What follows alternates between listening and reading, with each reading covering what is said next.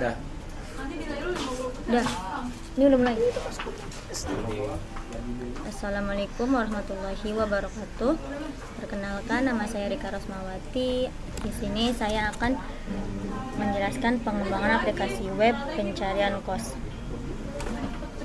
Yang pertama ada tujuan inovasi, yaitu memudahkan pencarian pengguna menemukan kos berdasarkan lokasi, harga, fasilitas, dan ketersediaan. Yang kedua ada efisiensi waktu, mengurangi waktu pencarian kos hingga 70% dibanding manual. Yang ketiga ada data terpusat dan akurat, menyediakan data kos yang selalu diperbarui oleh pemilik. Yang keempat ada pertemuan cepat, mempertemukan pemilik kos dengan calon penyewa tanpa perantara. Ada fitur utama IMFC-nya. Yang pertama itu pencarian filter, lokasi, harga, tipe kamar, dan fasilitas.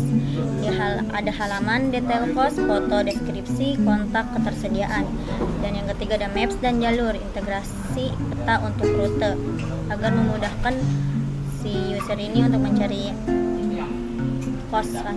Autentifikasi pengguna, registrasi dan login pengguna atau plus pemilik, dashboard pemilik ditambah, edit, hapus data kos. Batasan proyek, out of scope, yaitu aplikasi mobile natif, fokus pada web based responsive. Yang kedua ada sistem pembayaran sewa, transaksi manual antar pemilik dan penyewa, fitur chat real time, komunikasi via kontak atau email. Terakhir pencarian GPS otomatis, lokasi kos manual belum terdeteksi otomatis. Dan selanjutnya ada timeline proyek 4-6 minggu. Minggu pertama kita ngedesain UI UX dengan rancangan database, deliverables, wireframe, UI final, ERD. Yang minggu kedua kita implementasi halaman utama dan search, deliverable fitur pencarian kos. Yang ketiga halaman detail kos, integrasi maps, deliverables, detail kos siap diakses. Minggu keempat sistem login dan user management, deliverables, registrasi, login berhasil.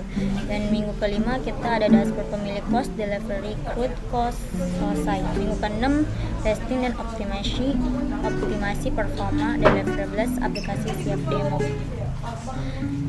Dan selanjutnya ada kebutuhan sumber daya manusia. Yang pertama ada project manager, yaitu 20% monitoring dan komunikasi kebutuhan. Full stack developer 100% pengembangan front end dan back end. Yang ketiga ada UI UX designer 30% desain tampilan dan pengalaman pengguna. Yang terakhir quality assurance QA tester 50% pengujian aplikasi dan pelaporan bug. Yang selanjutnya ada analisis risiko proyek, data kos tidak valid, dampaknya menurunkan kepercayaan, mitigasi validasi data, dan modernisasi admin, levelnya medium. Dan kedua keterlambatan dashboard pemilik, dampaknya yaitu fitur utama terganggu, mitigasi prioritaskan pengerjaan, levelnya high. Yang ketiga kesulitan integrasi maps, dampaknya yaitu pengalaman buruk, mitigasinya gunakan API terpercaya dan pengujian, levelnya medium. Yang keempat keamanan data pengguna, dampaknya kebocoran data, mitigasi enkripsi, profile backup, levelnya high. Perubahan kebutuhan fitur, dampak timeline terganggu, mitigasinya kontrol perubahan dan backlog, levelnya medium. Dan selanjutnya ada indikator keberhasilan inovasi, ROI. ROI mengukur keuntungan finansial dari proyek digital untuk aplikasi web pencarian kos. ROI menentukan apakah biaya pengembangan sebanding dengan pendapatan dari listing premium dan monetisasi lainnya. Adapun rumusnya ROI sama dengan keuntungan dari investasi dikurang biaya investasi dibagi biaya investasi dikali 100%. Total biaya 9.750.000, gaji tim, server, dan domain. Potensi pendapatan tahunan yaitu 36 juta. 30 kos per bulan seharga 100.000. Nah, di sini ada rumusnya juga. Nah, yang ini tuh total biaya C-nya itu yang per tahun itu hampir 269,2% dengan ROI aplikasi ini sangat berpotensi menguntungkan. Tingkat retensi dan kepuasan pengguna. Tingkat retensi mengukur pengguna yang kembali dari 10 pengguna awal dan kembali minggu ini. Yang satu, ada rumusnya. retention rate sama dengan pengguna kembali dibagi pengguna awal kali 100%, yaitu 6 per 10 kali 100% sama dengan 60%. Retensi 60% menunjukkan aplikasi bermanfaat dan berpotensi tinggi untuk terus digunakan.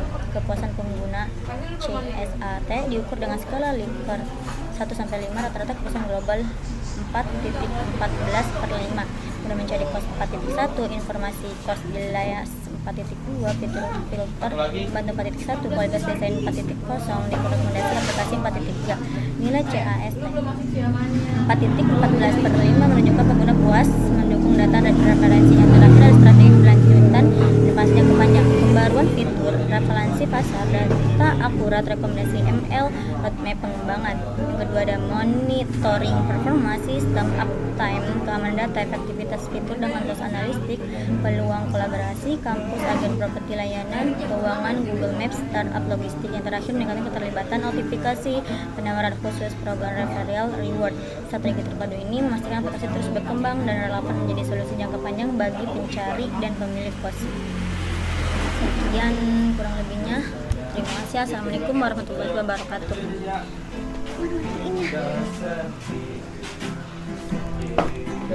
Matinya gimana? Ya Allah, masih itu masuk video nih gua.